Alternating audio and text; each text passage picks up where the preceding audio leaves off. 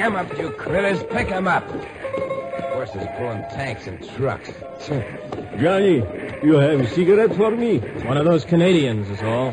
Yeah, all right. Thank you. Me too, Johnny. Sure. What town we come to, Sargento? I don't know for sure, Domingo. Newark, New Jersey, if I remember my geography. Newark, New Jersey. I never hear of such a place. Well, it's just south of where New York used to be. Pretty big town. Or used to be.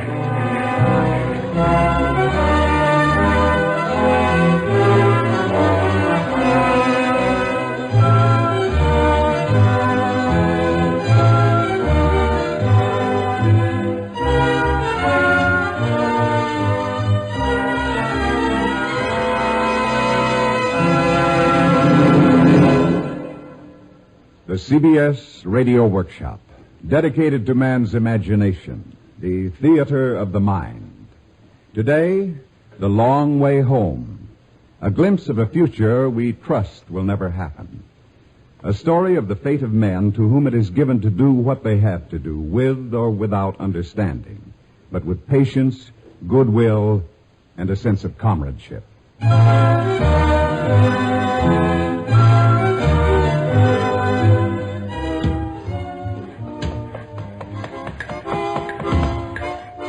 Hi, Ruski. You know, that was a German song when I was fighting in North Africa 30 years ago. Every army take it over. Like every army take up song in every war. Let me play you other one from First World War. I think we learned this from Austrici, but many soldiers still sing it in Spanish War. I know. My father was airplane mechanic there. Say, I hear that. My old man, he served in the United States Army in 1917. He was Cubano like me, of course. But he want to fight Alemans. Germanskis, everybody want to fight them. Let me play you a song from Second Big War. This one is Russian. I think you all know. Oh, sure. I heard that one when I was a real little kid. Here, Shiv, old boy, you come and look after this stew and let me borrow that lip organ for a minute. I'll give you a really spirited old army tune. Right, sir. This one practically took the world, as our armies haven't been doing for some time now, I'm afraid. We know that. Oh, everybody do. No, I also. From my papushka. He fight in First War also. Tit! Hop! There goes that stew. First stop meal I might have had in 3 days. Ничего. His army, товарищ. Always the same. The mayor of Newark to see the general. Sergeant of squad next to headquarters. Set. Guess he means you, Johnny. Sergeant Johnson, 1st Squad, 1st Platoon, 2070 Infantry reporting, sir. Report to General Clarkson that Mayor Collins is calling with technical experts. Yes, sir. All others, as you are. Good. I play music for Mayor to go to terrible fate. What fate? We talk with Big General. What color eyes Mayor have? How I know? Never mind. Maybe dark.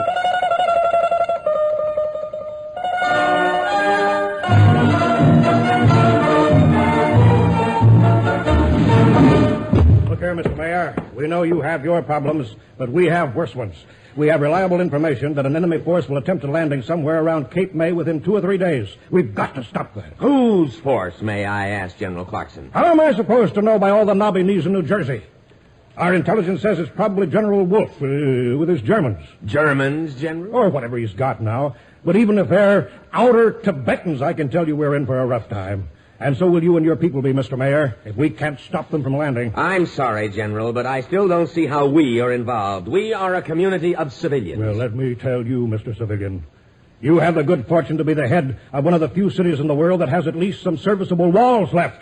Now, I know Wolfe. I've fought him before. And if Wolfe makes a landing here in New Jersey, you not only will have none of your walls left, but no people either. Mr. Mayor, we know that you've got gasoline stored underground somewhere around here, and we need gas. You'll make it sound grim, General. It will be grim, believe me. Perhaps so, but what do you want me to do about it? Lord knows we've got few enough tanks left, but even those we have are useless without gas. And if we can't get gas for our trucks to bring up the supplies that we have left, or those we can squeeze out of communities like yours, Mr. Mayor, Why, man, we'd be just plain helpless. Let me ask you one question, General. Sure, fire away. Whom are you fighting and why? Whom? Why, anybody who's fighting us, of course. Anybody. Why? Well, I suppose I have to admit I don't really know too much about that part of it myself. But because I'm a soldier, I suppose. Because my government ordered me to. But we have hardly any government left, General. When were you last in touch with anything one could call the government of the United States of America? Well... Exactly, General. But I tell you what I'll do. I'll turn one of our gas reservoirs over to you and let you do with it whatever you want. And I'll throw in a bonus on one condition. That's too much, sir. Who are you to make conditions to the commanding officer of an army of your own government? About the government, I wouldn't know, General. I haven't heard anything from them for a pretty long time. Concerning your army, I'm not so sure whether it should be considered an army of the United States or just General Clarkson's army. No. There have been I don't know how many dozens of armies like yours wandering around the world these last few years, clawing at each other and pushing each other back and forth across the earth. Yeah. All right. What's your condition? That you get your troops out tomorrow morning. Well, that one I can accept.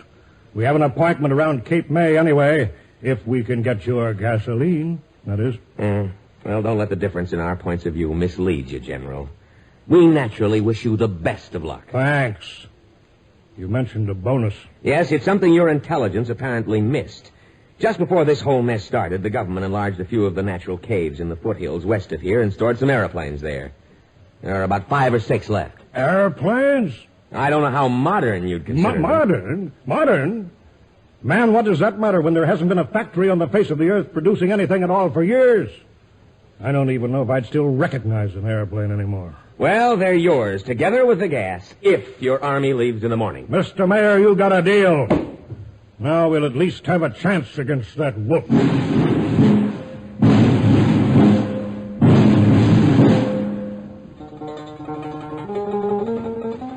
Hold it a minute, soldier. There's a couple of folks here. Civilians! Oh, they're wearing decent clothes, too. What can I do for you, sir? And ma'am? Mr. and Mrs. William Harrison Taylor, young man. Sir? I ain't no sir, ma'am. Just a sergeant. Well, Sergeant, These then. sergeants run army, lady. Never mind, sir. Except General, maybe. All right, shut up, you two.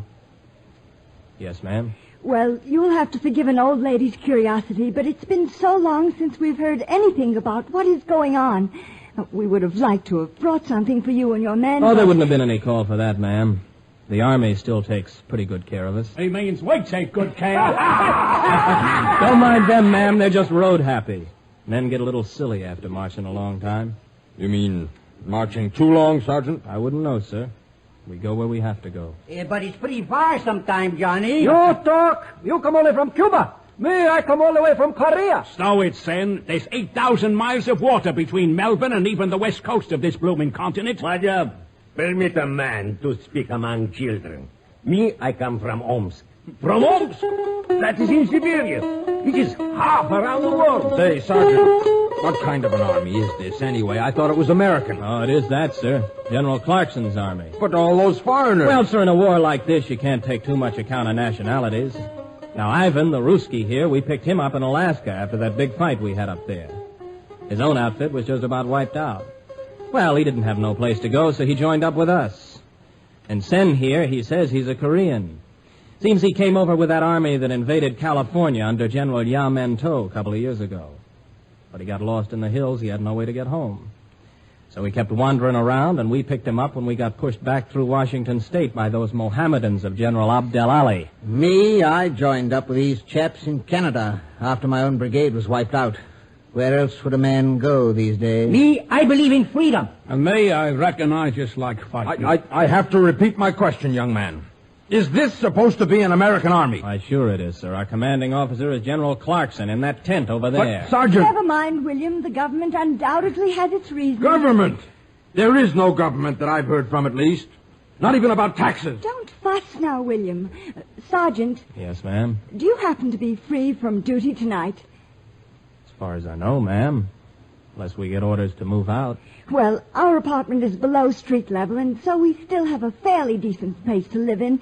That last rocket did shake the plaster off the ceiling. But it's warm and quite comfortable, and we have a little store of tea left over. Tea? As a matter of fact, Mother, I even think there are a few bottles of beer. Home brew, of course. Beer? Cerveza? What? Beer, you dope people! Oh, Zaman, shut you crazy!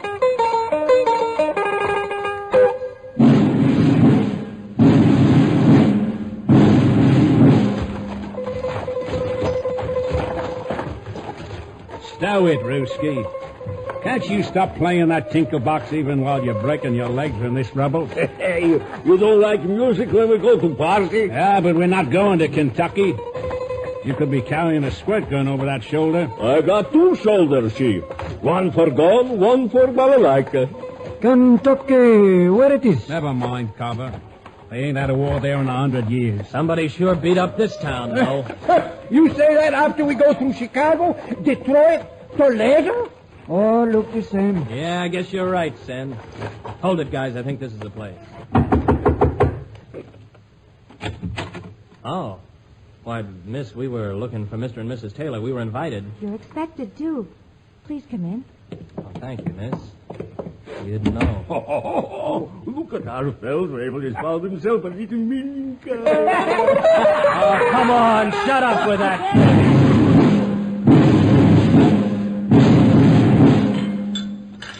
And there I was, Mrs. Taylor, sitting in that bloody tree with that bloody spear pinning me bloody thigh to the bloody trunk. And all in this so-called atomic age. Is X, Tovarish? Ex what, Ruski? Ex-atomic, Tovarish. Is no more factories, no more atomics. Gracias a Dios. Might even live longer this way. I wouldn't count on too much, Cove.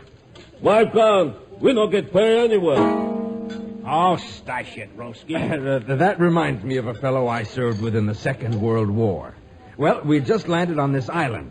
But I guess he got himself lost or something. And the next thing you know, after we take this village, there he is sitting on this throne with 4 bodyguards with spears and every state wide. More tea, Sergeant? Oh, thanks, miss. My name is John. Is Johnny. Johnny John. Mine is Martha. Martha Waycross. Waycross? I'm only taken over. Mother and Dad, Mr. and Mrs. Taylor, that is, they found me at the intersection of Broad Street and the highway to Red Bank after that first awful bombing. I was only about 7 then. Your parents gone? I really don't know. I'd forgotten my name from the shock or something. So when Mother and Dad registered me as their takeover, they put me down as Waycross. What are you looking so strange about? I don't know. You make me think of something. Make me smell it even. Smell what? I don't know. That's what I don't know. That's what I'm trying to remember. Where do you come from, Sergeant? Come from? Oh, South Dakota originally. Black Hills country. And have you been home recently? No, ma'am. Not since I joined up 7 years ago. You haven't been back since? Well, no. I figured this time when we got chased off the West Coast, I'd get a chance to stop by the farm, see what's left of my family, but then the railway wasn't running, so they sent us across through Canada. I don't know whether you're aware of it, children, but there's a beautiful full moon outside. Children? Oh, I also am a child. Would you like to go out and look at the moon, Martha? Yes, Johnny. How about another bottle of beer, gentlemen? You are a gentleman, Mr. Taylor. Beer ball.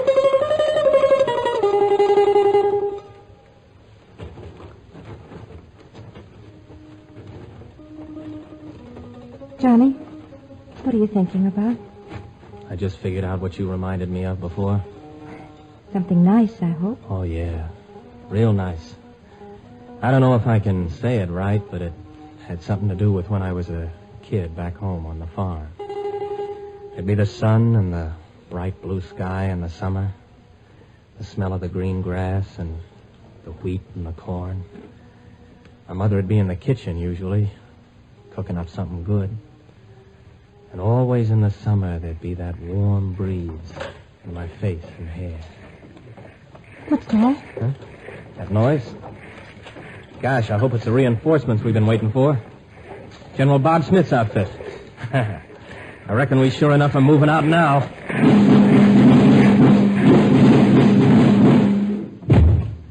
But planes themselves are okay, sir. Our mechanics can't find a thing wrong with them. So what is wrong? I don't know, sir. They just don't handle right. Will they fly at all? After a fashion, sir. Well, maybe that's enough of a margin. If Smith has some ammunition, that is. We'll need everything we can lay our hands on to stop that wolf.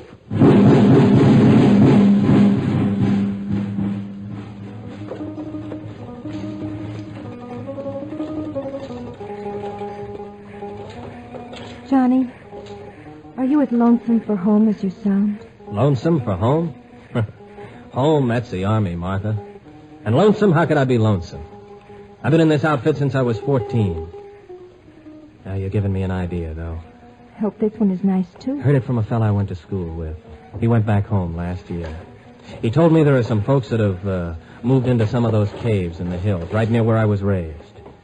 And they're collecting all kinds of things. Sounds wonderful. Seems there was a saint once in Italy or somewhere. Saint Benedict, I think. And he collected all the stuff he could find when they had a lot of wars over there, just to save the old inventions and ideas. Well, civilization, I guess.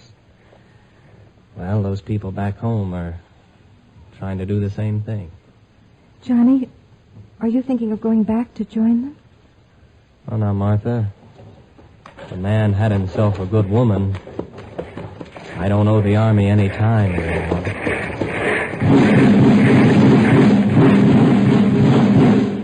Okay, Mr. Mayor, you delivered the planes, all right. And you turned over that gasoline to us, but the two just don't work together. Huh? The planes won't run on that gas the way they should, neither will our tanks and trucks. I'm sorry, General, but that's not our fault. The stuff hasn't been touched since it was pumped into the reservoir 15 years ago. 15 years? That's no wonder. What's the matter, General?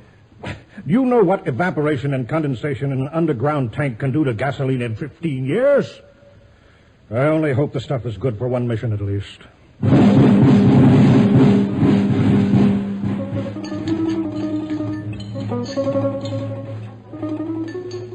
You did pass through New York on your way here. Rather. Say, what's it look like? We haven't heard from anyone who's been through there for years. New York?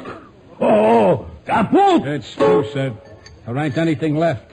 We had to dig a road through the rubble for our tanks. Tell me something, Mr. Corporal Lee, ma'am. Originally of the 5th Australian Division. Well, Corporal, you're not an American. Why are you here? Why do you fight? Why, madam, the women have children. Oh, but that's a woman's role in life. Well, madam, maybe it's a man's role to fight. Ha ha! Women have it, baby. Men, they fight. It's man's life in army.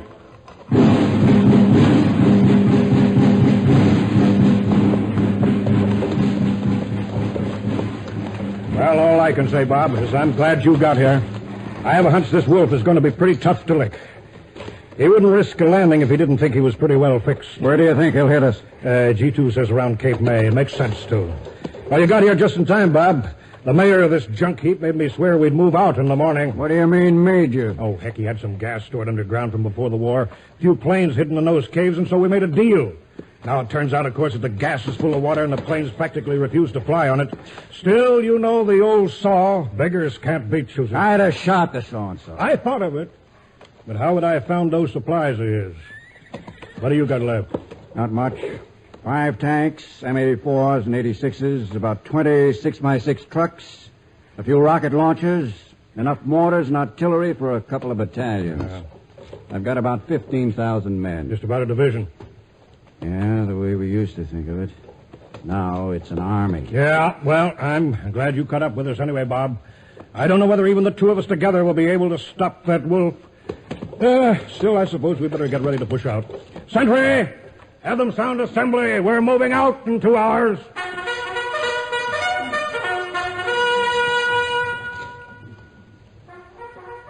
Hey, what's that? Hey, you guys, back to camp. Assembly sounded.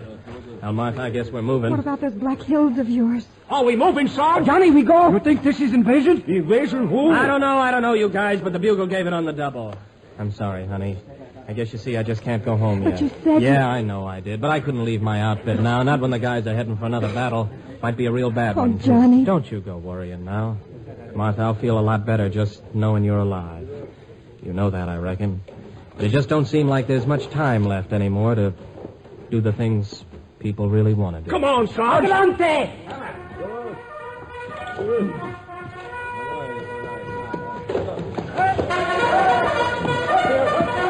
Here, you! Contact! Pass down. All right, fall in line there, both sides of the road. Shut up, you! Guess you'll run for a while. Come on now, you guys, dress it up. Holiday's over. At least we got some planes on the side again. Yes, if enough gasoline. Gasoline? Oh, who needed gasoline? Not feet? You like carry things? Rather fight without tanks, Ruski. Shut up, you guys. Here's the general. Looks like two of them, rather. Men of the Clarkson Army, once again, as so be often before, our opportunity has come. As you know, I never keep secrets from you. I tell you frankly, therefore, that this time we're up against the toughest and the smartest opponent many of you have ever faced. General Wolfe and his specialists. Our intelligence tells us that they're planning to land near Cape May tomorrow or the next day. But we have been reinforced by General Bob Smith and his army. So, with faith and confidence, and with the courage and skill which you have shown so often, I know that we will continue to keep this continent safe for our women. This one's going to be rough, I'll wager. When he talk like that, yes.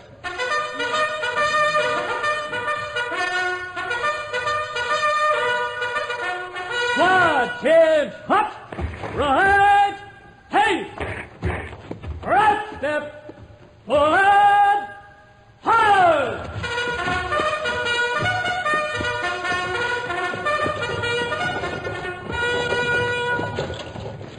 Johnny! Hi, Sarge. Yeah? Johnny! Oh, goodbye, Martha. The Black Hills!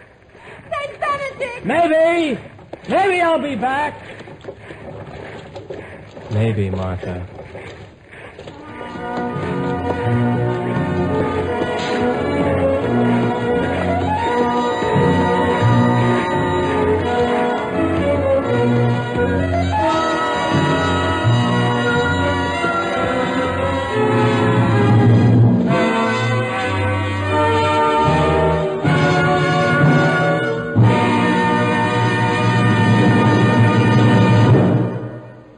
You've been listening to the CBS Radio Workshop and The Long Way Home, a glimpse of the future we hope will never confront us. Written by Henry E. Fritsch, music arranged by Alexander Steinert, produced and directed in New York by Paul Roberts. William Redfield was heard as Johnny, Danny Acco as Ivan, and Terry Keane as Martha.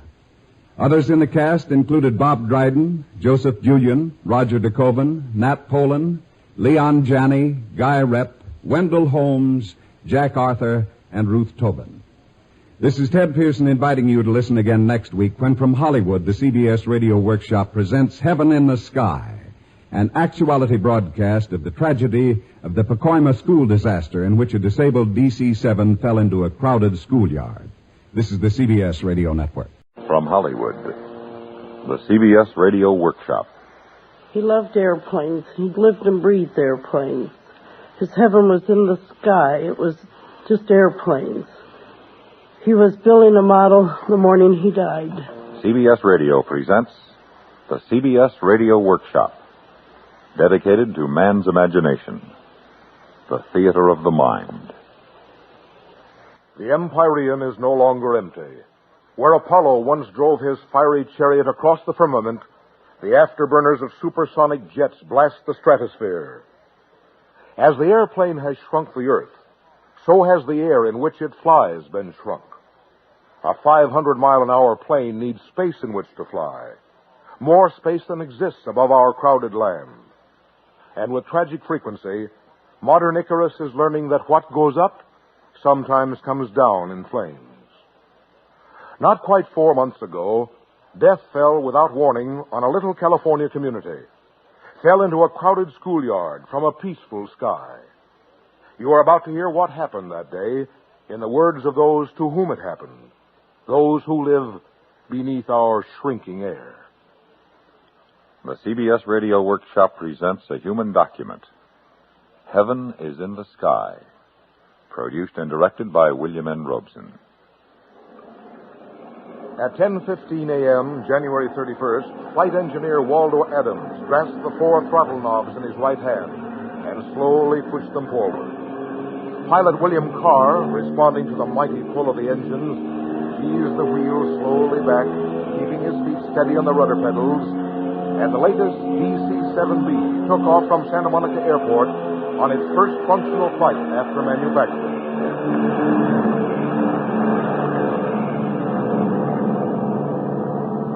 At 10:30 a.m., radio operator Roy Nakazawa reported to Santa Monica Tower that the DC-7B was over Catalina Island at 9,000 feet and climbing.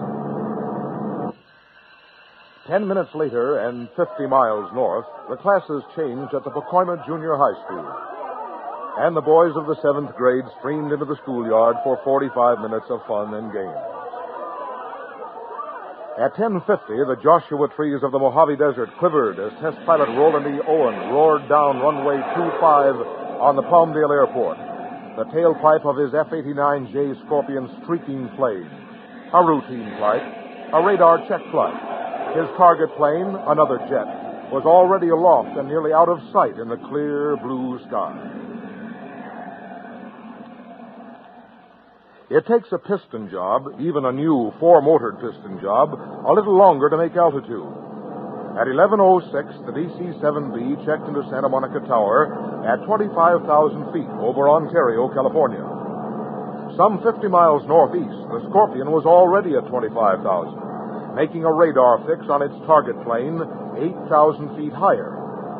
Somewhere between them, somewhere 5 miles beneath them, the boys of the 7th grade Pacoima Junior High were discharging their energy, teenage energy. And the mother of one of them, the mother of Ronnie Brand, felt, here he couldn't have been in a safer place with an 8-foot fence around him. Even if there was a wreck on the street, his car couldn't come through that fence unless it was doing 90 miles an hour. So the only thing that could have got him was something out of the sky. Draw a line northwest from Ontario. Draw another southwest from Palmdale. They will intersect above the San Fernando Valley, one of the fastest-growing areas in the world. Put a 300-mile-an-hour DC-7B on the northwest line and a 500-mile-an-hour Scorpion jet on the southwest line at exactly the same altitude, time it just right, and they will collide over the San Fernando Valley. At 11:18 a.m., January 31st, they did.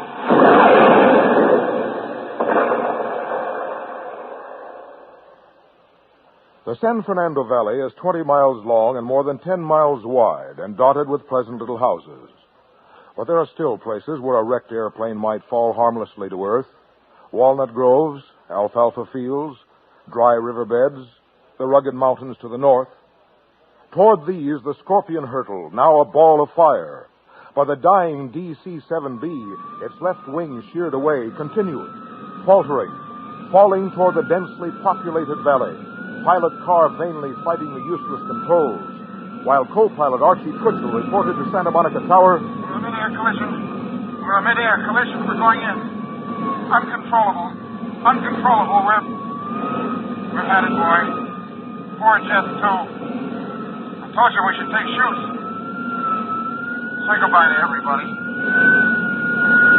It takes longer than you might think to fall 5 miles. 6 minutes later, the play period of the 7th grade of Pacoima Junior High School was coming to an end, and the boys were beginning to straggle into the gym. In the auditorium, Linda Luttrell, valedictorian of the 9th grade, was rehearsing her graduation speech. We have only one life to live. And when it's over, will the world be a better place? We have only one life to live, and when it's over, will the world be a better place for our having lived in it?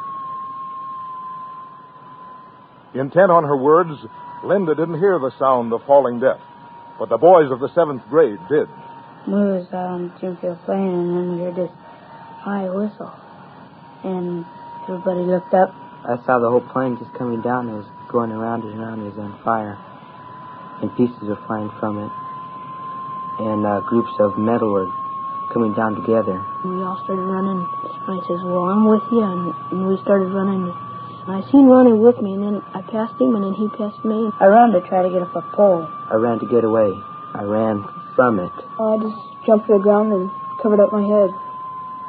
Donald Kellner, driver of the school bus parked by the playing field, heard it too. While I was in my bus, I was making out a routine report, and I heard this screaming noise, just like a plane out of control. And I stepped out of my bus and looked up, and here was this DC-7. Then it exploded.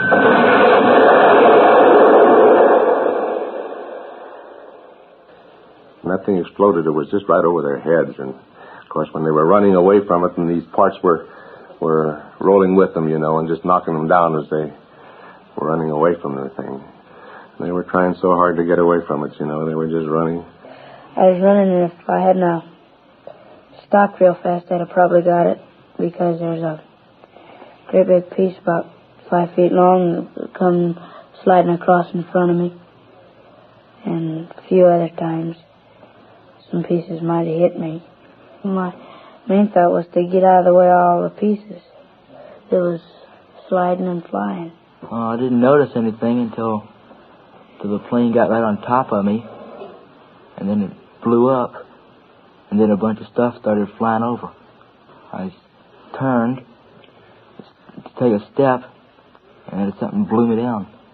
It blew me about 6 times over. I was 60 feet away from the plane when it hit the ground, and all the gas tanks on the behind the motors blew up and gave out tremendous heat, and it felt like a pressure tank and felt like a furnace. I was just thinking just to keep down and don't move till I think it was all right to get up. The only time I looked around is when my boyfriend, Reedy, came up to me and asked that he asked me how did I look. And I just took one look at him. I didn't look at him too much because he was all burnt from his waist up. He was crying, and he says I'm ruined. I just jumped to the ground and covered up my head. So I figured if something hit and wouldn't get my eyes cut open or something like that. About the time I hit the ground, the plane hit. Part of the piece hit me in the foot. I got real mad, and I thought it did. I didn't feel the cut at first, so I started walking in, and then I looked down and I saw the cut, and it started hurting me. Turned around, some of the kids were crying and yelling and screaming. I saw kids laying all over the ground, white T-shirts. I couldn't see it until I got out of the deal because there's so much smoke, and my shoulder was hurting me most. Then when I got out, I seen these kids all laying out, and I seen one guy, Malcolm. He's a Mexican kid. I know him very good, and I drug him away from an engine light and flaming, man, and something dripping out of it, and when it dripped, it started to fly. The flame was bigger and bigger. I was dragging him away, and I couldn't drag him anymore because my shoulder knocked me out, and the piece of metal knocked me out on it and wrecked me. I ran towards the crash because, after all, it's my job. I'm responsible for the boys. John Vardanian speaking, physical education instructor at Pacoima Junior High School, the first grown-up to reach the hurt and frightened boys. I didn't think. I just acted. I ran immediately to the center of the impact, the crash impact, in order to pull out any boys that might have been burning or clothes might have caught on fire, in which in some cases that happened. They called, "Coach, I'm hurt," and I had to put down several boys and told them to stay where they were. I judged how seriously they were hurt, and then I went over to the more serious. I couldn't do everything. There were just too many of them. And there was no place that was really safe, no matter where they had been. The mothers who lived near the school knew that death was close. I was ironing Skippy's shirts when I heard this awful whining sound, and I just threw my iron up, and when all the steam went against the wall, and I saw the black smoke just curling up, and I said, "Oh my God, Shirley!" I said, "That's the schoolhouse." And she said, "Yes." So we started running. Others further away did not realize at first that their children were in danger. First thing I knew it was the school was when I got a phone call from some friends of mine in Montebello.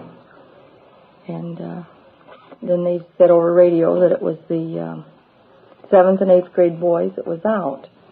And I just waited. There wasn't much I could do. I didn't go to school because I knew that if there was anything wrong that they would call me. I called some neighbors over and we just waited. Every time the phone would ring, why, I was pretty afraid to pick the phone up, thinking that maybe it was from the hospital. And I had my neighbors over and we talked and just kind of walked around between ourselves and tried to keep busy is about all we could do. I had a feeling that he was involved and there wasn't anything I could do. And then they said over radio that not to jam up the traffic. I thought that you get down there and in all the confusion, if you couldn't find your boy, then what would you do? I mean, I just wouldn't know what to do then. I'd just probably go back home and just wait. And then when he didn't come home, well, I was positive of it. Either he was killed or seriously hurt. But I knew that there was no use going because they said they would call as soon as they could. I finally got my call about 2:30 in the afternoon. They called me and told me that he was in the hospital. But most of the mothers of Pacoima were not as philosophical as Mrs. Rotello. Well, there were hundreds of people on the field, and the parents, some of the mothers were screaming, and they were just in the hysterics. They were hysterical, you know, and just running from one person to another, asking, "Did you see my boy?" or this, and "Where is he?" or "Where is he?" That's all they'd say, you know, and just someone just stand and scream. The first little boy that was laying there that was closest to me had a jacket on just like Skippy's. And, of course, I ran to him. And we just looked into the face, and it wasn't mine, so I looked into their little faces, long enough to glance to make sure it wasn't mine. Because I even heard one mother say to a child, "I can't help you, honey. I haven't found my own." I know my son, he yelled for somebody to help him, and they run right by him. Well, see, that's the normal reaction of parents, because we were looking for our own first. I started going around from boy to boy, the ones that were fallen and hurt, looking for my boy.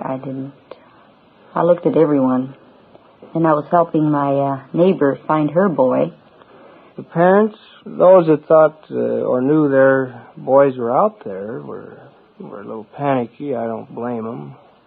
Certainly no parent would, but things look differently to a 12-year-old, more realistic perhaps. The parents, they were down there buzzing around and everything, causing a lot of confusion and scaring some of the kids that were B7s. They were scaring them pretty bad. A lot of them went to the hospital just from shock. They come in there screaming and everything. Say, scream out loud, "Where's my boy? Where's my boy?" and all like that. If they'd have calmed down, they'd probably found out where their boy was a lot sooner. Mrs. Lorraine Lafreniere, who had been ironing just a moment before, finally found her boy. He was laying on his stomach. Of course, they had something over his head. His head was bleeding terrible. He says, "Don't cry, Mama." And I said, "Oh, I'm not going to cry now. I found you." And he says, "Let me see your face." And I bent down on that. And he says, "Mama, would you say the Hail Mary and the Act of Contrition with me?" And Mrs. Margaret Barrios found hers. And I saw my son walking toward me. He was hurt. He was bleeding. All his face was bloody. I saw that he was burned. I didn't know the extent of his injuries, but he looked pretty bad to me. But Mrs. Virginia Brand could not find her son, Ronnie, not at the schoolyard, for an ambulance had already taken him to the hospital. The nurse said, "We'll just have to look at every boy because we don't know who's who." And so myself and the nurse all ran around looking at each boy, and some of them were burnt so bad I had to get right down at their face and look to see that it wasn't mine. And we ran and looked at all the boys, and then I came back to the desk and spelled out my name in case they had a wrong name there. And because he was on the list of the injured. And then the doctor must have heard me or something. The doctor said, "Come here, I want to talk to you." And I said, "Well, what do you want to talk to me for?" I guess I was stalling time. I knew what he was going to say. I just had that feeling. The minute I drove in the hospital, I realized that the whole thing... These are the words of Ronnie Brand's father. A number of cars parked, and I don't know, I just was kind of numb, I guess, and her friend came out to meet me, and I just asked her where my wife was, and I could tell by the look on her face as to what I was going to expect to hear. Ronnie Brand, age 13, whose heaven was in the sky, was dead. A tiny sliver of metal from the sky had pierced his temple. A tiny fragment of duralumin. A tiny piece of an airplane. He loved airplanes. He just lived and breathed airplanes. I never saw him without an airplane in his hand. His heaven was in the sky. It was just airplanes. He was building a model the morning he died. I was getting ready for work and keeping after him, and he was just sitting there building this model. He had asked for a DC-7 model for his birthday, which I got because I generally buy what he wanted, within reason. And that just happened to be that type of plane that killed him. All this money he's been making, this $2 a week, he went for model airplanes, and he just mentioned that he had $47 worth of models. And he has them sitting all over his room. I haven't been able to go out to his room. I bought this house because of that room outside, like he wanted, off the garage, so he could have privacy with his boyfriends, and they thoroughly enjoyed that room. It is very hard to come home at night because Ronnie was always there. He'd come in about 6 o'clock or so, and then he'd watch the television. I'd get home shortly after 6, and there'd always be a light. It's the hardest thing. I try and sleep in till after 8 o'clock because he usually left for school till 10 minutes of 8. He always washed the dishes for me. I give him $2 a week for, picking up the house and doing the dishes. And so he left his cereal dish on the table. I said, Ronnie, it's going to be easier to wash if you put it down the sink when you get home. Put some water in it. So he did. And so that's when he noticed the time, and out he flew out the door. That was the last I saw him. And when I came home that night, my girlfriend was with me, and I saw that dish of cereal with the cereal still in the bowl, and I told her, I says, will you please wash up that? I can't stand to look at that. Because I never did come home and find a dish on the sink. He wasn't too good about emptying the trash, but because it was out of sight, out of mind. And, but there was never a dish on that sink, not even one cup. And it didn't used to bother me a bit. My mother-in-law, instead of buying him toys throughout all these years, has put money in the bank, which everybody thought was a wonderful idea. He had a bank account for when he was 16, he was to have his car. He had it dagoed and he had it raised and lowered and everything in his mind, what he was going to do to it, you know. And so this money, I think it amounts to about $150, and is in bonds right now. Last Mother's Day, he bought me a dime store diamond ring. And he said that when he got working, he was going to buy me a real diamond ring like that. And so he said it a number of times. He told my mother, he told my mother-in-law. It was something he was going to do. So I'm going to use that money and buy myself a diamond ring that he was going to buy me. A week after Ronnie Brand died, he would have been 14. On his birthday, his mother sat talking to his closest buddies, Larry Larimore and Carl Fox. Larry, how did you feel when you heard Ronnie was gone? Well, I felt pretty bad because he was a close friend of mine. We always went around together and had a lot of fun. But when I heard he was gone, I felt pretty bad because I lost one of my best friends. Yeah. And it wouldn't be the same without him. You're pretty close then at school. I'm sorry I didn't know you before this, you know. And I'm sorry I didn't know you before this, but we had a lot of fun together. Yeah, you seem the same type of boy that Ronnie was. Just a regular boy. Mm. You're not a sissy, you're not a toughie, you're just a boy. Mm. And how do you feel, Carl, since he's gone out of the neighborhood? Well, I didn't even eat dinner that night, and I didn't hardly sleep any that night either. I was thinking about that.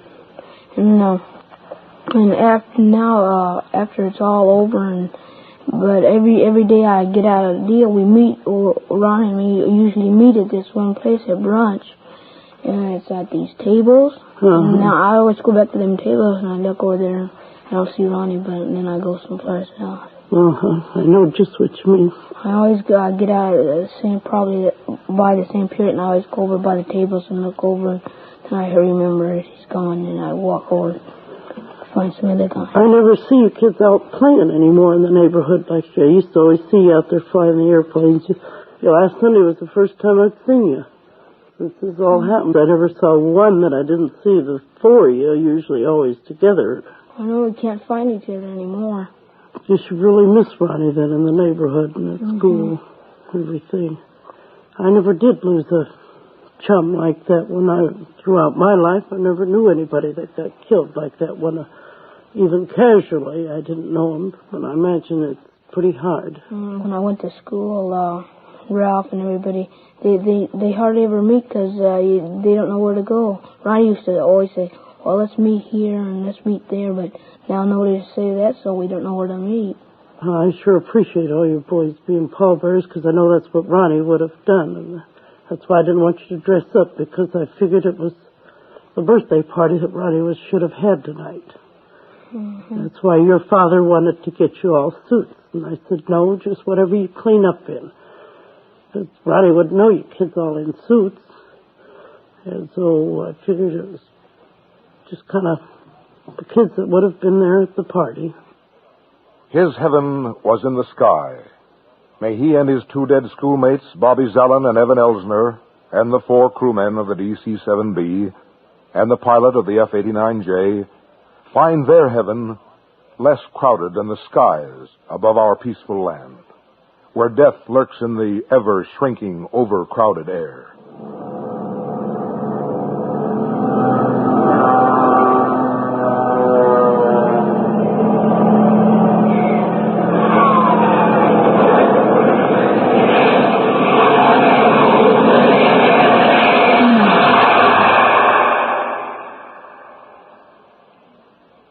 The CBS Radio Workshop has presented Heaven is in the Sky with Frank Goss as narrator. Recording and research by Jules Maitland.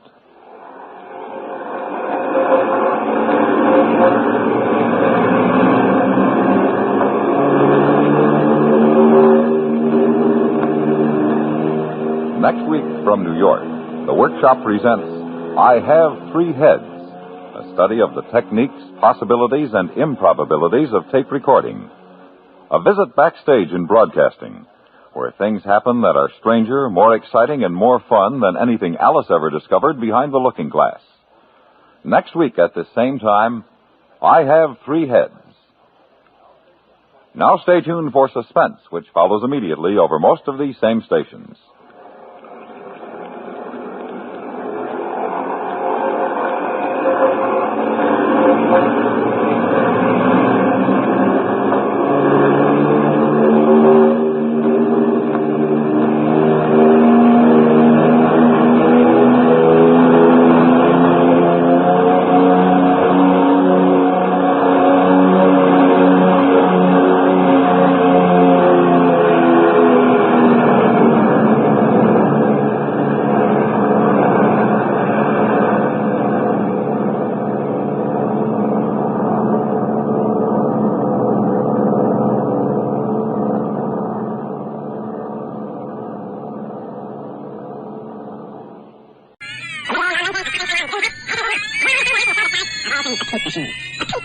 Passing tape over three heads, one for erasing, one for recording, the third for playback. And the CBS Radio Workshop, dedicated to man's imagination, the theater of the mind, presents I Have Three Heads, a study of the techniques, the possibilities, and the improbabilities of tape recording.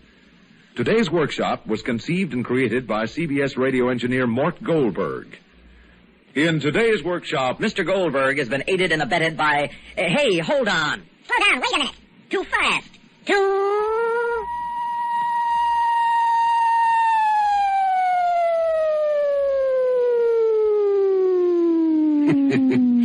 That was Stu Metz. Nice guy, but loves to talk, like all announcers. Aided and abetted by a writer, a director, who needs them?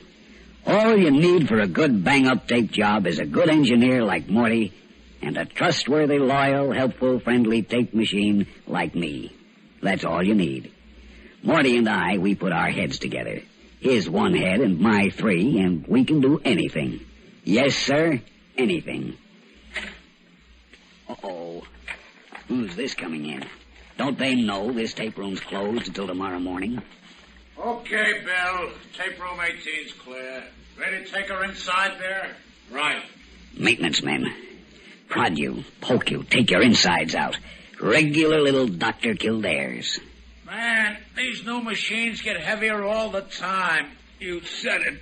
Lift a couple of these every day, and you could bend steel bars in a circus. Right. New machine. What gives? Am I on the way out? Okay. Let's put it down for a minute and rest. I'm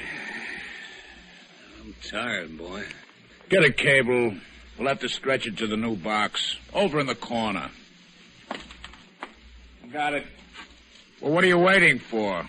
What about tools? You got them? All except the wrench that fell out of my pocket. In the elevator. I'll go get it. Easy. Let's take the old machine out or we won't have room to work. These tape rooms aren't any bigger than a cell. Right. Which one of these old machines goes? Don't you know? I don't know. Don't you? Joe didn't tell you himself? I thought Joe told you. Okay, skip it. He's out. We'll have to wait till he comes back from supper. Well, that's maintenance men for you. They can tell you transistor 205 connects to pole 83 on the BX sub-transformer, but when it comes to replacing one of the 3 experienced machines in this tape room, they should go back to plumbing. Sure hope it won't be me. Say, maybe this new machine knows who he's replacing. Hi, new here, aren't you? That's obvious at first glance, I should say. Well, we were all bright and new once. I'm Howard Ampex, Model 200. And you? Gerald Ampex, Model 350. We must be cousins. Distant, I'm sure. Wait till this time tomorrow. Wait till you've worked 12, 14 hours steadily. Fast forward, rewind, stop, edit, fast forward, stop, edit, fast forward, dub, loop, rewind.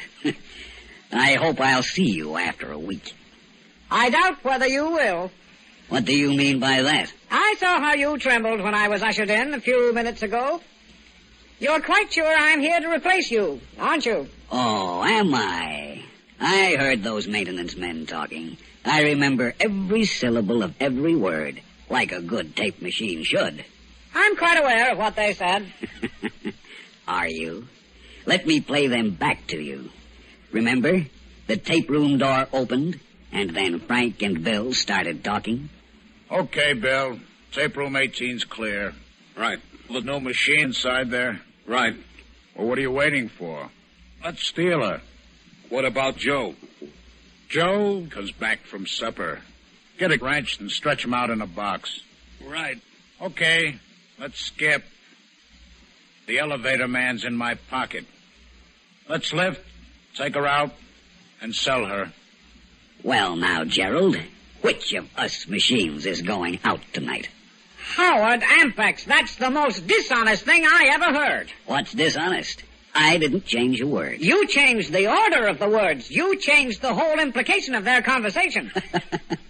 Cousin, you sure have a lot to learn about tape editing.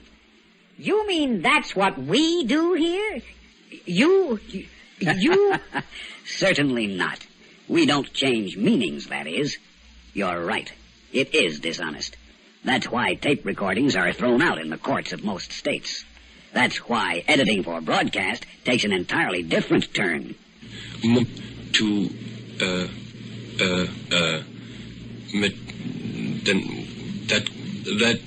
There was a...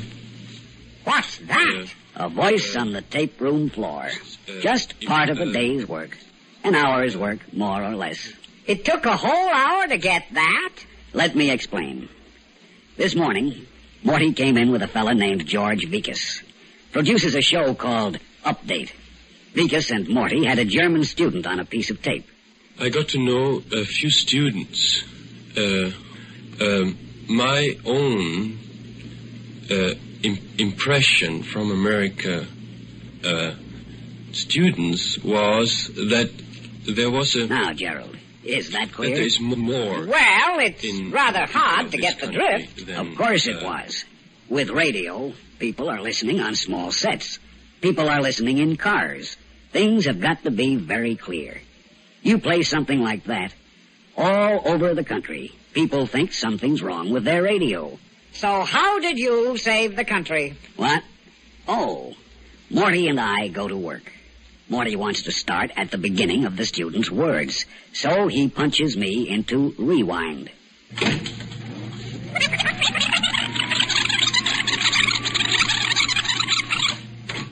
Here we are, back at the beginning. Morty punches my start button, and the tape starts unreeling from the feed reel to the take-up reel. It passes by my 3 heads, one for erasing, the second for recording the sounds and words that are fed into it, and the third for playing back what's already on the tape. It's this third, the playback head, we're using now as we catch the student's first words. I got to know a few students. Morty punches my stop button. Back we go to find that What's that very odd noise? Manual operation. Morty's working the machine by hand. Well, really, by hand? You'll have many a hand laid on you before you go back to maintenance for your first checkup. And many a razor blade, too. Razor blade? We're coming to that. Morty's found the Now he opens the gate, exposing the heads. He marks the spot for the cut. You'll hear him dropping the pencil. Where's the razor blade? My boy, never let it be said we tape machines give any external evidence of the anxiety, the pain, the shock of having a sharp razor blade passed across us a dozen times an hour. The next sound you hear will be the snick of the splicing tape, the tape machine's band-aids. Then the tape is put back in the gate is closed, and we're off again. And my own. What happened to the words you were editing? This is a pro job, son. Morty goes on to tighten the space between the words my and own.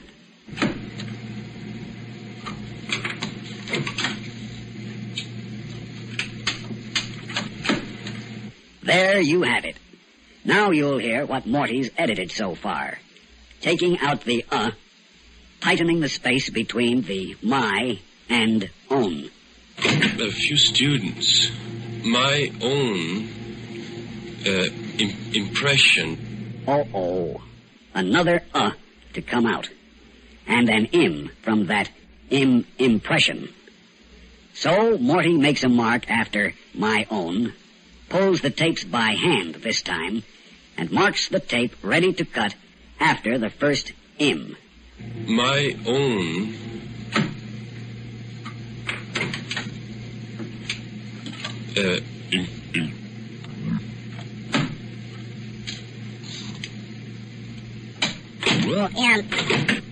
That was me, rewinding. Now, here we go forward. My own impression from America students. Another to come out. Let's see how fast Morty can make this. America.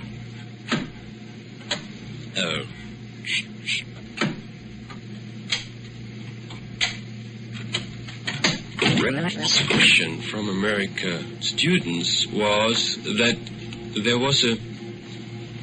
there's more. Stop! What's the matter, Gerald? Are you shaking your heads? Howard, it can go like this all day? It's a tough grind, but let me show you how it will sound after an hour or so. That's when you're proud of yourself and your engineer. I got to know a few students. my own impression from America students was that there is more in the people of this country than that kind of materialism which the tourists expose. Well, that's very interesting. That's... Howard? Are you crying? Excuse me, Gerald. It's just so clear, so beautiful, the work I do. Too bad I haven't some soft music for your emotional jag. Music? Now, that's where you can have some fun. Have you seen My Fair Lady? My Fair Lady? What's that? A musical show I wrote. Oh, you? Well, I helped, in a way. Morty and I taped some of Julie Andrews' Cockney pronunciations, and Mr. Harrison making with phonetics. And we taped a funny babble of women's voices you hear on the My Fair Lady record, too. They promised me 2 seat, but I never got them. Yes. Did I mention that I play classical music extremely well? You did? As a matter of fact, you'll probably be very good at cleaning tapes. Cleaning tapes? Bringing foreign tapes up to American broadcast quality. Jim Fassett, he's our music commentator who has a program here on Sunday afternoons, World Music Festivals.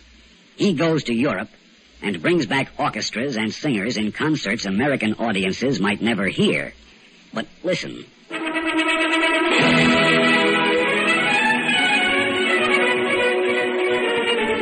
That's not good broadcast quality, is it?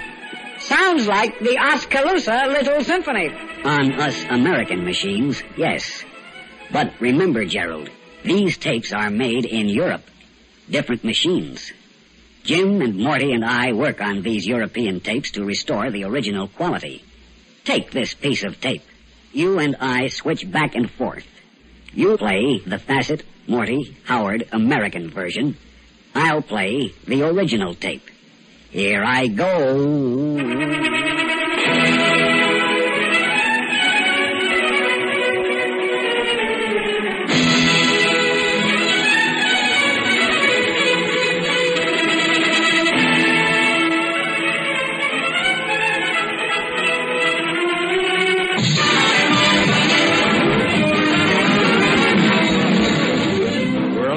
So good night, folks. What in the world was that? A piece of Jack Benny tape that Morty and I lost this afternoon. Wondered where it was. Does this happen often? Not often enough, to my way of thinking. Boy, could we have fun. Boy, oh boy, oh boy. However, let me give you a case of where Morty and I did mix some tapes deliberately. You like band music? Military, college, circus, jazz, or street corner? Military. Not 1, but 4 of them. This same fella, Vikas, that I told you about, he and Morty and I put together an audition for a show that hasn't been broadcast yet. A show called Sounds of the World. That music is the band up at West Point playing. We also got tapes of a band at Buckingham Palace, another band from France, and still another band playing in Red Square in Moscow. We also got tapes of 4 sergeants, 1 from each country, and let them give the command to march. For international cooperation, how do you like this? Company! Position report!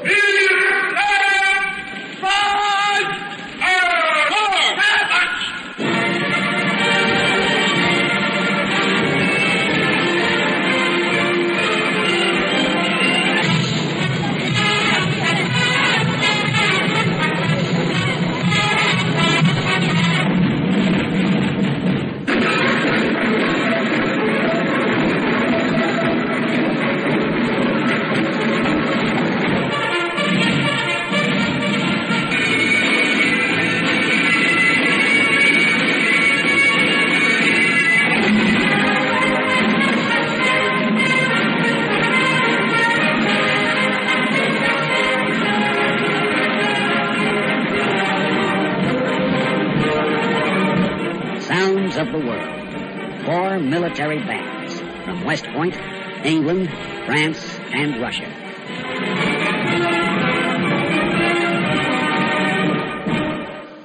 Maybe they ought to trade the UN for a good tape machine, eh, Gerald? I like that, Howard. Sort of liked it myself, if I do say it as shouldn't.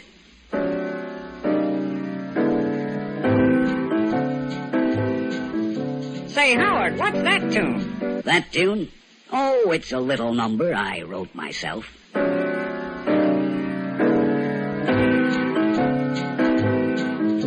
Oh, before or after you wrote My Fair Lady?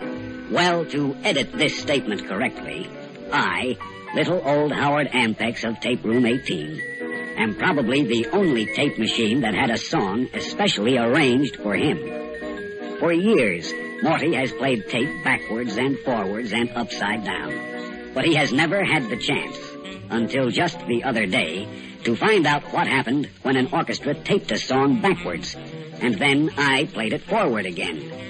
Says Morty to himself, what happens to the instruments? So that's where Hank Silverne entered. And this is how Hank arranged T for 2 straight.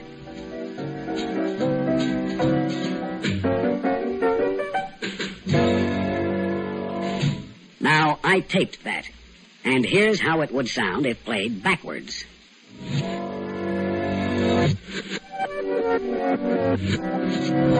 You see?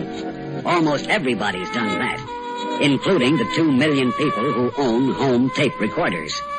But now came the job of orchestrating T for 2 backwards, so that the musicians began with the last note and played it through to the first note.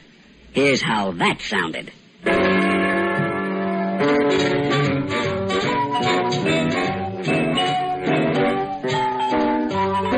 We had 7 top musicians.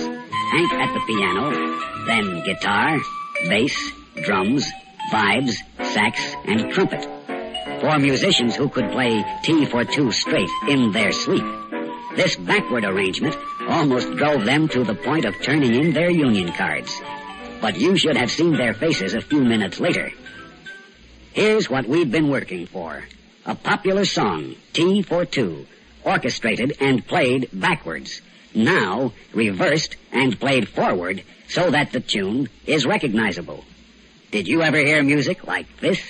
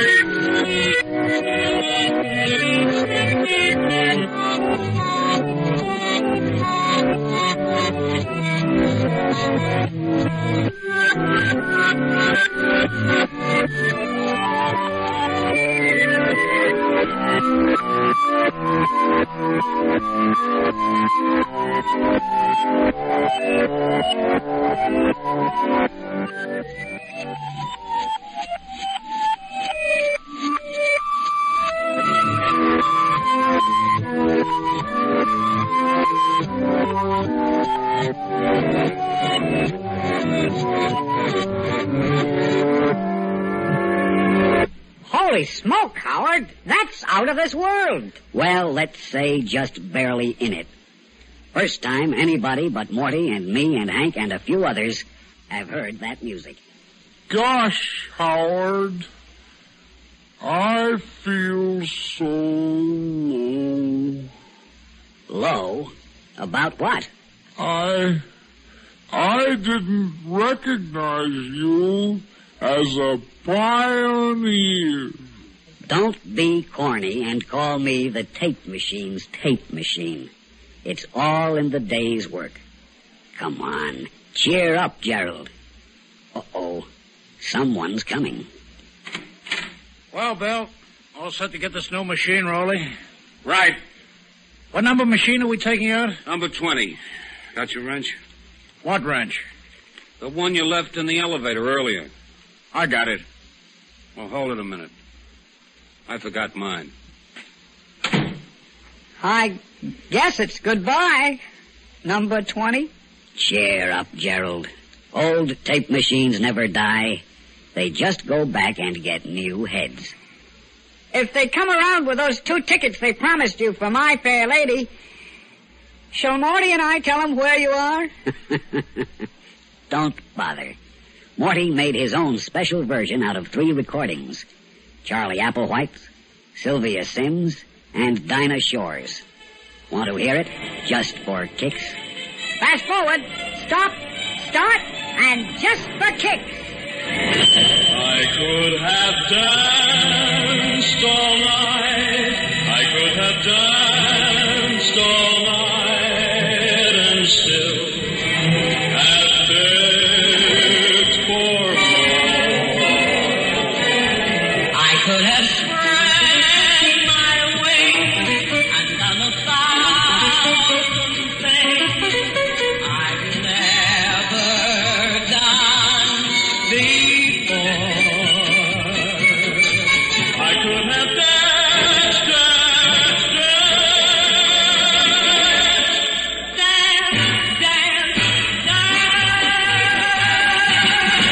all night long. I did, but now it's time to sleep.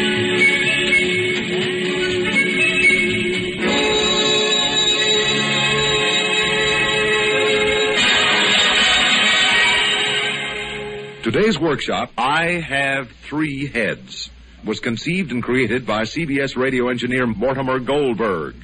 Mr. Goldberg has been aided and abetted by the following: Charles S. Monroe, writer; Ira Ashley, director in New York; Jackson Beck as Howard; Ian Martin as Gerald; and Ralph Bell and Bill Quinn as the maintenance men. Hank Silverne, arranger and conductor.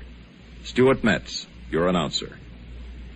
The workshop wishes to thank James Fassett, Irving Gitlin, George Bekas, and others who contributed portions of program material used today. Next week, from Hollywood, a satiric fantasy written by and starring Stan Freberg about the entertainment competition in a desert spa roughly paralleling Las Vegas.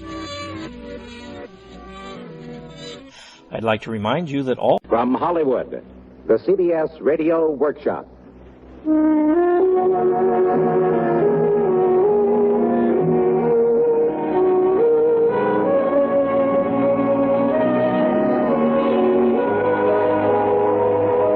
Where are the weak of will, the strong of arm, the clown, the boozer, the fighter?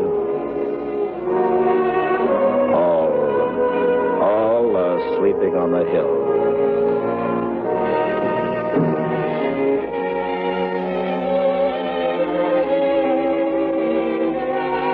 Where are the tender heart, the simple soul, the loud, the proud, the happy one?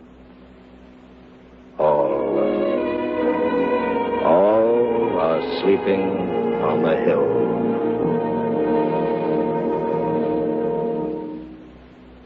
The CBS Radio Workshop, dedicated to man's imagination, the theater of the mind, presents Epitaphs, with the words from Edgar Lee Masters' Spoon River Anthology, the music of Wolfgang Frankel, and your narrator, William Conrad. Mr. Conrad. Thank you. More than 40 years ago, Edgar Lee Masters' Spoon River Anthology was first published. Although this group of subjective epitaphs from an Illinois graveyard is scarcely remembered today, it profoundly affected a generation of American writers, opening their minds to the vast dimensions of the character of our land and its people. In the years that followed the publication of Spoon River, while we were becoming acquainted with giant after giant, Sinclair Lewis, Ernest Hemingway, Sherwood Anderson, Carl Sandburg, the poetry of the quiet, bespectacled law partner of Clarence Darrow has all but been forgotten. We feel that this should not be. And so to a new generation, we beg leave to offer a few of the townspeople of Spoon River, as Edgar Lee Masters saw them. They speak from the burial ground on the hill above the village. What they say is often at variance with the words graven upon their tombstones, and at variance, too, with their fellow townsmen's opinions of them. For even in the stillness of death, they are disturbingly human. None so good nor so bad as he may have seemed while yet alive. There was Robert Fulton Tanner, who ran the village hardware store. Looking back, he thought he had developed at last a concept of life. If a man could bite the giant hand that catches and destroys him, as I was bitten by a rat while demonstrating my patent trap in my hardware store that day, but a man can never avenge himself on the monstrous ogre, life. You enter the room, that's being born, and then you must live, work out your soul. Aha, the bait that you crave is in view. A woman with money you want to marry, prestige, place, or power in the world. But there's work to do and things to conquer. Oh, yes, the wires that screen the bait. At last you get in, but you hear a step.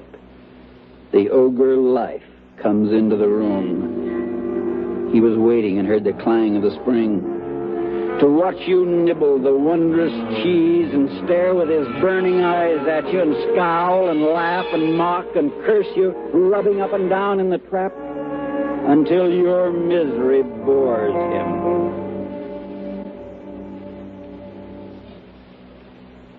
What God hath joined together, let no man put asunder. How often had the Reverend Lemuel Wiley enjoined these words, and those others, the corollary, till death do you part. For Mrs. Charles Bliss heard them once, and lived and died, regretting having heard. Reverend Wiley advised me not to divorce him for the sake of the children, and Judge Summers advised him the same. So we stuck it out to the end of the path. But two of the children thought he was right, and two of the children thought I was right. And the two who sided with him blamed me, and the two who sided with me blamed him. And they grieved for the one they sided with. And all were torn with the guilt of judging and tortured in soul because they could not admire equally him and me. Now every gardener knows that plants grown in cellars or under stones are twisted and yellow and weak. And no mother would let her baby suck diseased milk from her breast. Yet preachers and judges advise the raising of souls where there is no sunlight, but only twilight. No warmth, but only dampness and cold.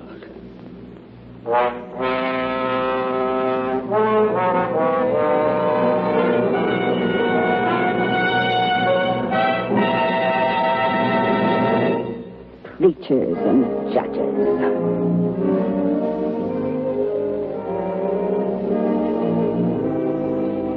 I preached 4,000 sermons. I conducted 40 revivals and baptized many converts. Yet no deed of mine shines brighter in the memory of the world, and none is treasured more by me. Look how I saved the Blisses from divorce and kept the children free from that disgrace to grow up into moral men and women. Happy themselves, a credit to the village.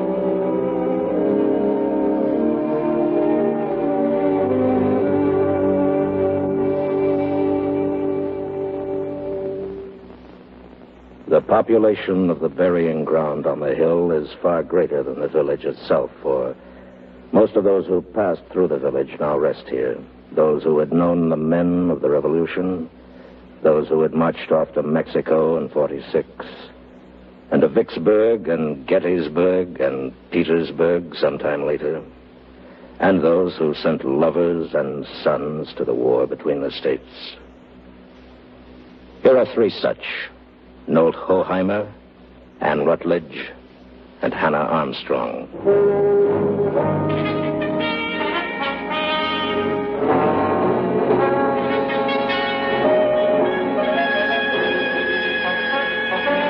I was the first fruits of the Battle of Missionary Ridge.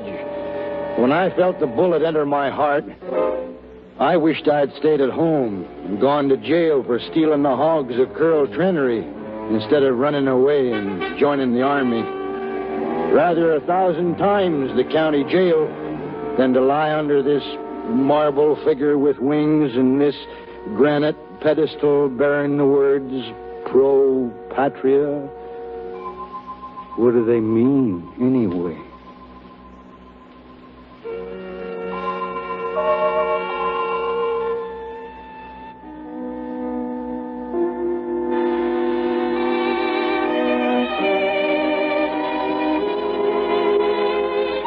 Out of me, unworthy and unknown, the vibrations of deathless music, with malice toward none, with charity for all. Out of me, the forgiveness of millions toward millions, and the beneficent face of a nation shining with justice and truth. I am Anne Rutledge, who sleep beneath these weeds, beloved in life of Abraham Lincoln, wedded to him, not through union, but through separation. Bloom forever, O Republic, from the dust of my bosom.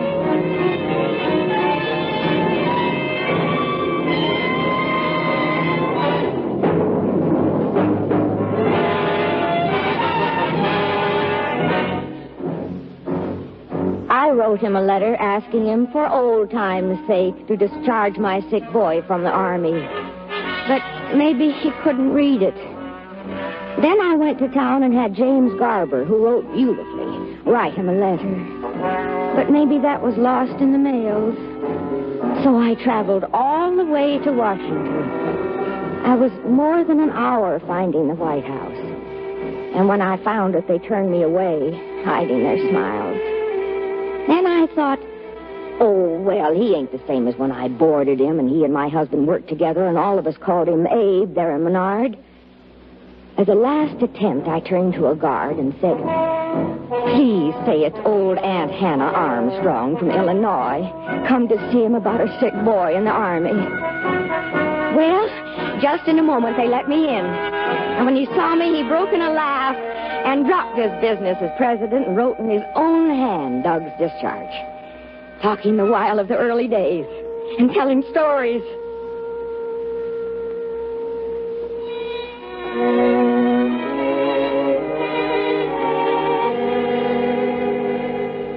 The scars of prejudice and segregation go deep.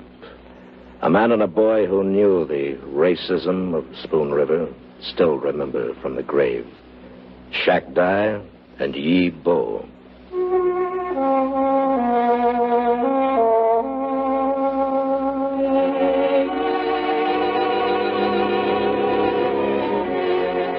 The white men played all sorts of jokes on me. They took big fish off my hook and put little ones on while I was away getting a stringer, and made me believe I hadn't seen right the fish I'd caught. When Burr Robin Circus came to town, they got the ringmaster to let a tame leopard into the ring, and made me believe I was whipping a wild beast like Samson, when I, for an offer of $50, dragged him out to his cage. One time I entered my blacksmith shop and shook as I saw some horseshoes crawling across the floor as if alive. Walter Simmons had put a magnet under the barrel of water. Yet every one of you white men, was fooled about fish and about leopards, too. And you didn't know any more than the horseshoes did what moved you about Spoon River.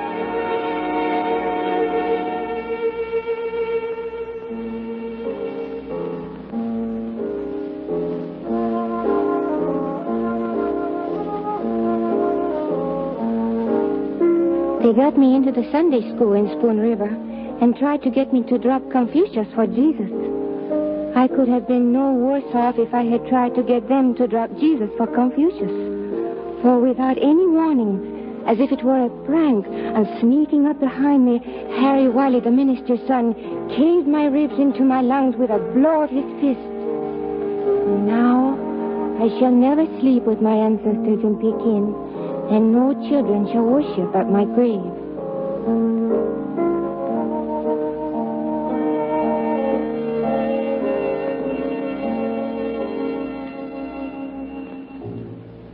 Men, Frank Crummett is here with me to say a word about Roy Tan cigars. Frank Crummett. I'm really a fan for Roy Tan, and the reason is Roy Tan has more long-filler Havana tobacco, and yet it's a 5-cent cigar. Man to man, smoke Roy Tan.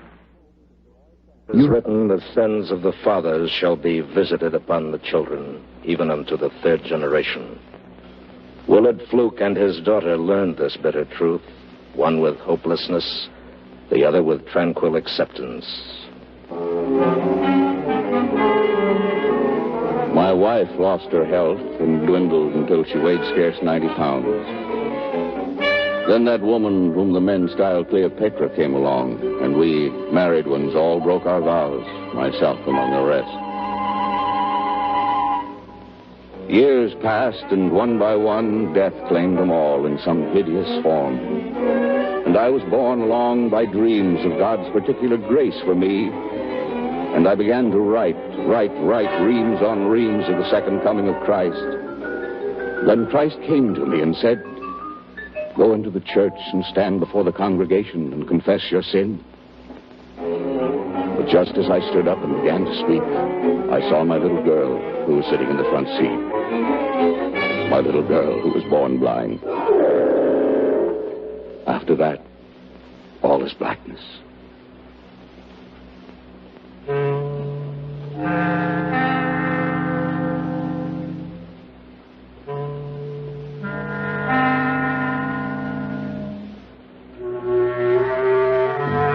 Here lies the body of Lois Spears, born Lois Fluke, daughter of Willard Fluke, wife of Cyrus Spears, mother of Myrtle and Virgil Spears, children with clear eyes and sound limbs.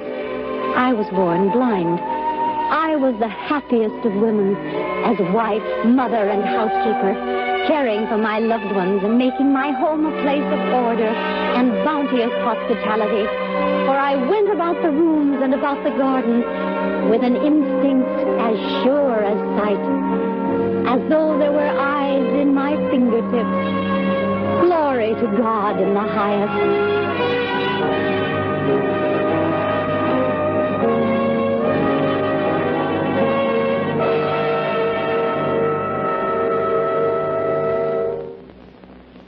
What would you say of Circe Foote, a young man with a problem? Who is to judge this victim of a senile aunt? Who is to know how he will be judged on that final day?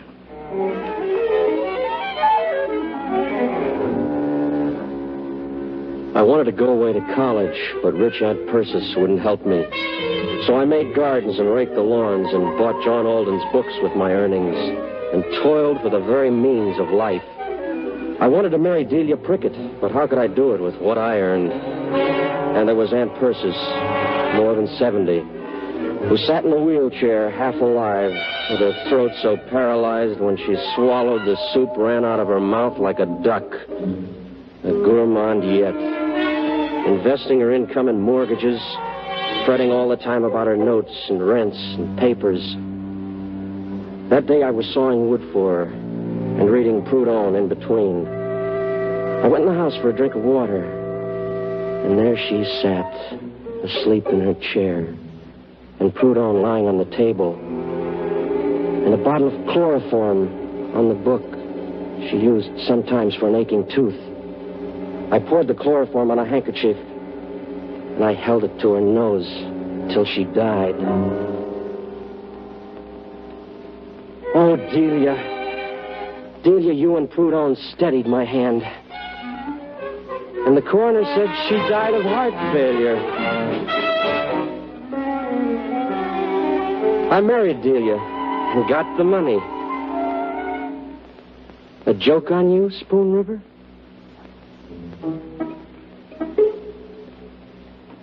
Others are not so shrewd or so fortunate in hiding their dilemma. And in a small town, one person's problem can become the cross of another and another. And so it was with Minerva Jones and Doc Myers.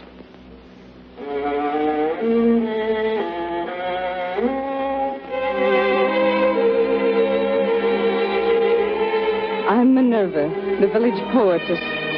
hooted at, jeered at by the yahoos of the street for my heavy body, cock-eye, and rolling walk. And all the more when Butch Weldy captured me after a brutal hunt. He left me to my fate with Dr. Myers, and I sank into death, growing numb from the feet up like one stepping deeper and deeper into a stream of ice.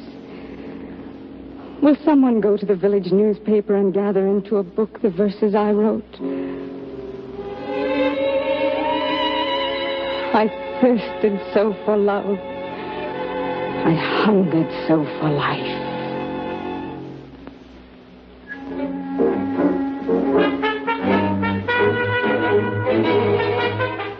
No other man, unless it was Doc Hill, did more for people in this town than I. And all the weak, the halt, the improvident, and those who could not pay flocked to me.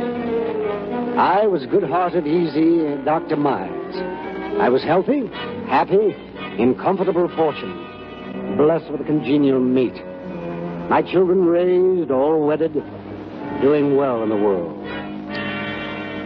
And then one night, Minerva, the poetess, came to me in her trouble, crying. I tried to help her out. She died. They indicted me. The newspapers disgraced me.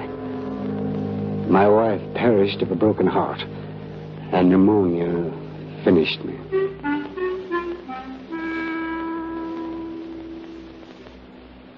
One man digs his grave with his teeth, 'tis said. Another, facing problems that have broken his heart, lies down quietly and dies. Then there is yet another kind, the living dead. Nancy Knapp was one of these.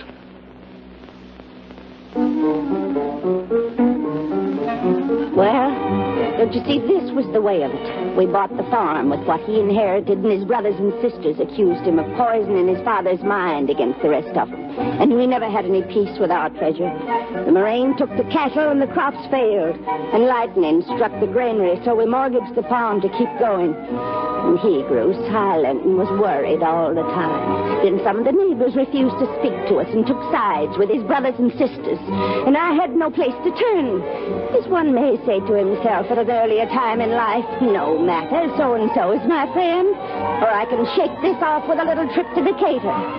Then the dreadfulest smells infested the rooms, so I set fire to the beds, and the old witch house went up in a roar of flames as I danced in the yard with waving arms, while he wept like a freezing steer.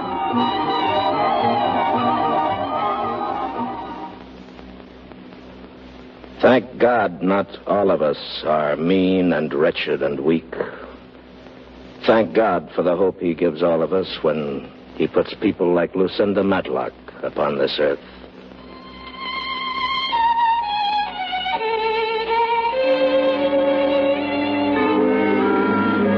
I went to the dances at Chandlerville and played snap out at Winchester. One time we changed partners, driving home in the moonlight of Little June. And then I found David. We were married and lived together for 70 years, enjoying, working, raising the 12 children, 8 of whom we lost ere I had reached the age of 60. I spun, I wove, I kept the house, I nursed the sick, made the garden, and for holiday rambled over the fields where sang the larks, and by Spoon River gathering many a shell, many a flower, and medicinal weed, shouting to the wooded hills, singing to the green valleys. At 96, I had lived enough. That is all, and passed to a sweet repose. What is this I hear of sorrow and weariness, anger, discontent, and drooping hopes? Degenerate sons and daughters, life is too strong for you. It takes life to love life.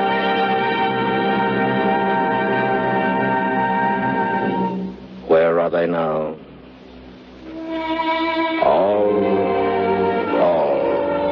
sleeping on the hill.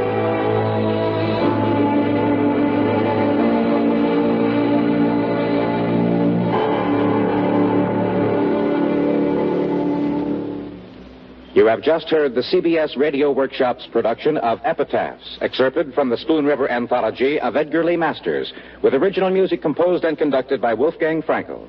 Epitaphs was directed by William Conrad, whose voice was also heard as narrator. The workshop is produced in Hollywood by William N. Robeson. The citizens of Spoon River were recreated by Lillian Bayette, Virginia Christine, Virginia Gregg, Sammy Hill, Vivi Janis, Jeanette Nolan, Lorraine Tuttle, Parley Bear, Dick Crenna, John Daner, Roy Glenn, John McIntyre, Howard McNear, and John Stevenson. Next week, from New York, the CBS Workshop will present The Seven Hills, a personality sketch of one of the world's most unique and ancient cities, Eternal Rome. This is the CBS Radio.